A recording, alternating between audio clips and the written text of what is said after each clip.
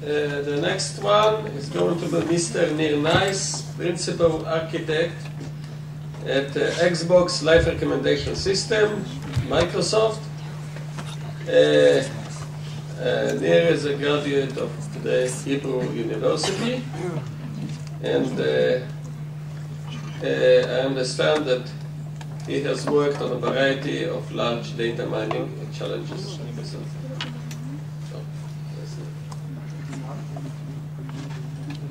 Hello. In the 20 minutes that I have, I'm going to talk a little bit about what we have done with the recommendation system. Our recommendation system is a big data problem and the big challenges that we have. I'm going to talk about motivation, our system, and as I start, I want to first say why is recommendation related to this conference?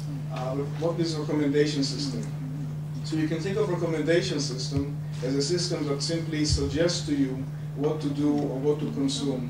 If you look at our Xbox, we're suggesting you what movies to consume or what games to play.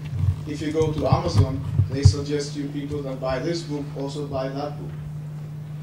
If you look behind the scene, recommendation system, or the art of building recommendation system, is really the art of applying sophisticated machine learning algorithm to a lot of data.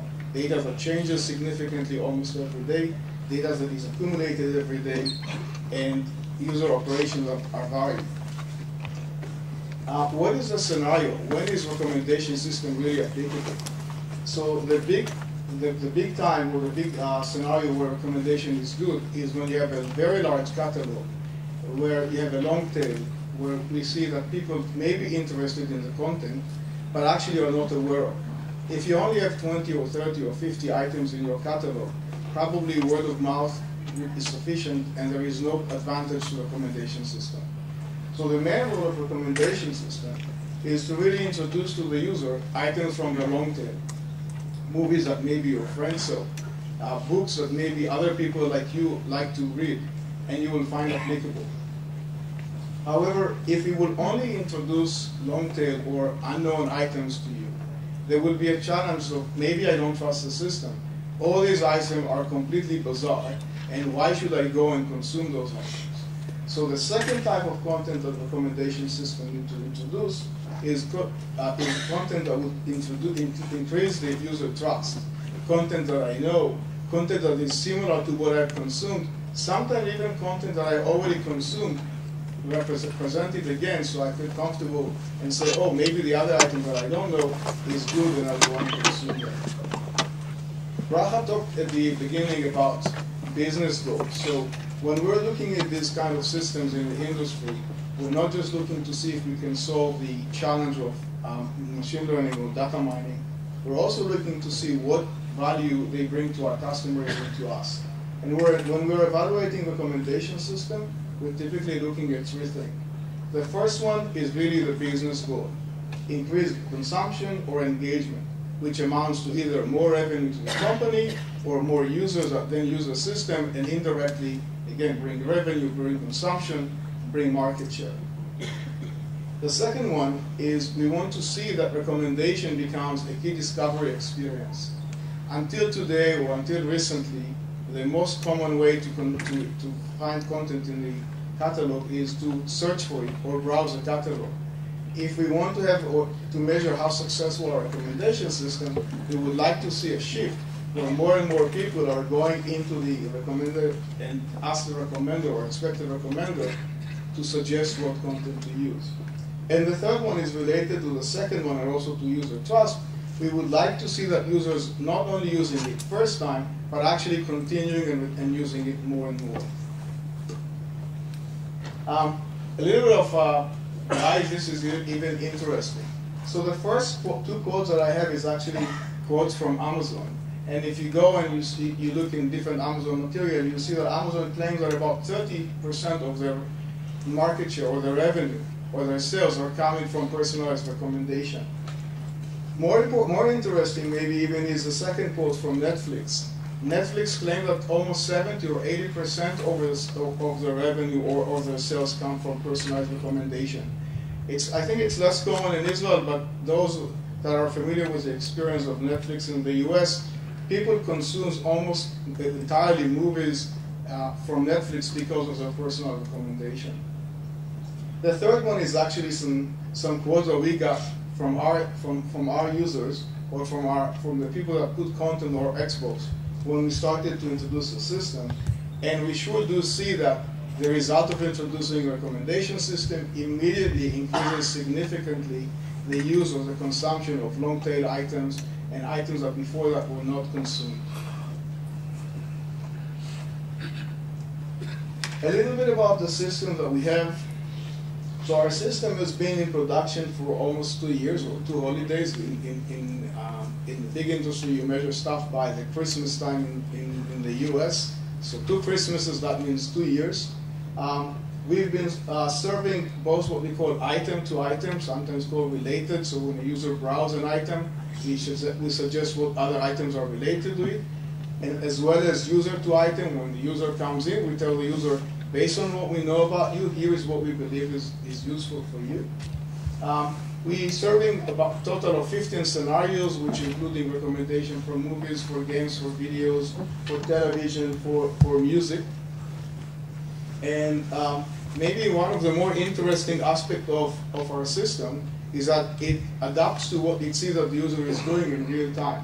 This is one of the very interesting challenges that in most classical BI scenarios we don't address. In most BI scenarios, we assume is that the statistic of the data is fixed. We do some stuff on part of the data. We try to predict either the rest of the data or later the future, but we're assuming the statistics is the same. In recommendation system, maybe I'm always looking at adventure movies, but all of a sudden somebody told me that I should go and watch drama, and I start becoming a drama person. We would like the system to very quickly catch that and start suggesting us drama movies, etc. We have several innovations in our system. One, I think we have the largest in production matrix factorization based system, I think in the world. And it's definitely doing it in industry speed record time. This is information we got from in the last Rexis conference. And we also have implemented in what we call generic modeling approach. So it's very, very easy to bring in new scenarios and immediately get recommendation for those new scenarios. And I will show that in my last slide. We also have some algorithm innovations which are around the machine learning stuff. We're able to use both usage and content-based matrix factorization. We know how to introduce social-based recommendation. And very important for us, we are able to understand multiple user signals that provide evidence about the same user item transaction. So a little bit about how our system performs. I actually had some more slides, but they were prohibited to show here because of confidentiality. But this is an independent usability study, and I think it resonates very nicely with what I showed before about Amazon. 64% of our customers report that they're returning to Xbox recommendation because they like to use it. And third of these customers actually say that they're consuming content because we're recommending it. This is actually very, very big success of the system, and it resonates very well with the numbers we saw in Amazon that they reported about 30%, and I can tell you also it resonates very nicely with measurement that we're doing. So a little bit more into what recommendation system is all about and maybe why that is related to big data.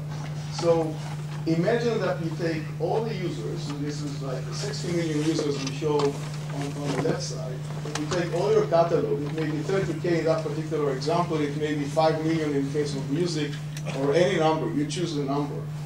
And what we do is we have some information about some of the user-item relationship. Basically what we're trying to do is, if we know a user consumed an item, we try to guess whether the user liked it, didn't like it, etc. I can give you the presentation later. You don't need to take a picture of each one of the slides.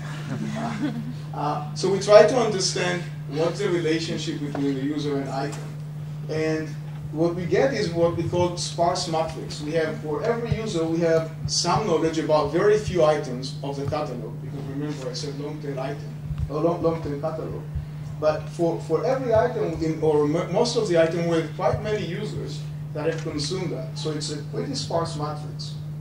And the recommendation is really a very simple problem.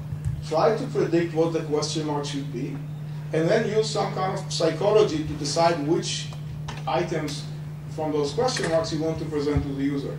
Should you present the top ranked or top predicted? Should you take some more and mix them?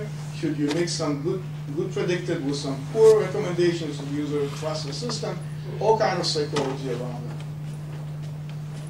So there are all kinds of ways to try and come into the understanding of what the question marks are.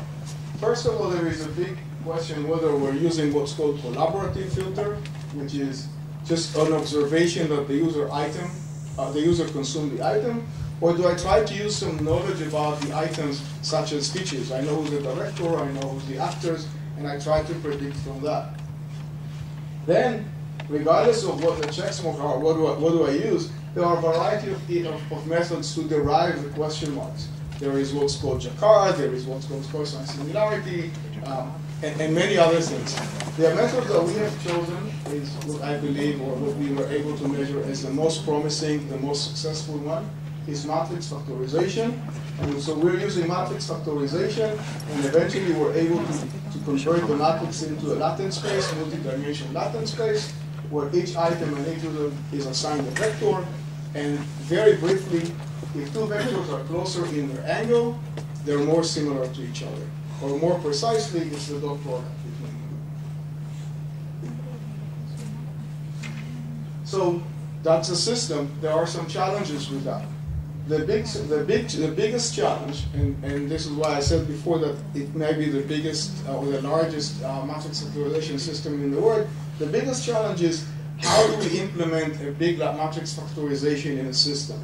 Now, in the lab or in the university, we can take a very, very large server. If need to, we buy even a larger server. We rent some other compute space, and we run in very large memory space and maybe a very large disk. In the industry, it needs to fit into standard servers. Our servers are typically 24 gig. There are more, but we're assigning 24 gig for the problem, and we're trying to assign at most 8 cores. So the classic approach of putting everything in one machine and cranking it wouldn't work in that particular case. The other most common used method in the industry for processing big data is MapReduce. In Microsoft, we call that environment Cosmos. We have scope environment on top of that. And at a very, very high level, what it means is divide your data into many, many, many cores, send your jobs to run on those cores, do some magic, boom, and collect all the data. Unfortunately, it doesn't work well with matrix factorization because without going into too many details, you need to exchange so much information between those nodes that becomes practically impossible. The solution, I can't share the details, but we have a solution. I discussed about this with some people outside the room. We found a solution innovation, it's patent protected, where we can actually implement matrix factorization on super large data on standard server in a very, very efficient way. And more so, not just it makes it possible, the architecture makes it so that we can compute large models within a few hours, which is very major breakthrough. The second challenge is understanding user item signals. We have an observation. We see that a user purchased an item. Does the user like it or not? We have many, many other indications about what the user-item relationship are. We know how much, in case of game, how much time the user played with us. We know what's the rating sometimes the user gave for this one. Some cases, users are more interested in things and they pin them to some memory. And sometimes they use search, so we know what they're very interested in right now. So the big question is, how do we take all this system, all this knowledge, and convert it into a model that eventually we can learn from it and predict or recommend to the user what to do? And the solution we came up with is divide and conquer. We break the system into two. One part is understanding the user-item relationship. The other one is deriving from that user-item relationship the model that we want. And maybe the third one is very, very important as well. Not that we understand the user-item relationship from historic data, but also at runtime we're able to learn what the user is interested in right now and adjust our model accordingly. A very, very big question that everybody asks, and it's maybe the $1 million question, is how do you evaluate the system and see that you're doing something right, or if you're then enhancing the system that you're doing something even more right. So there are at least 4 methods or 4 gates that we're using in our solution. The first one is evaluating on historic data. That's the classic one. This is what you do in every competition. We take our historic data.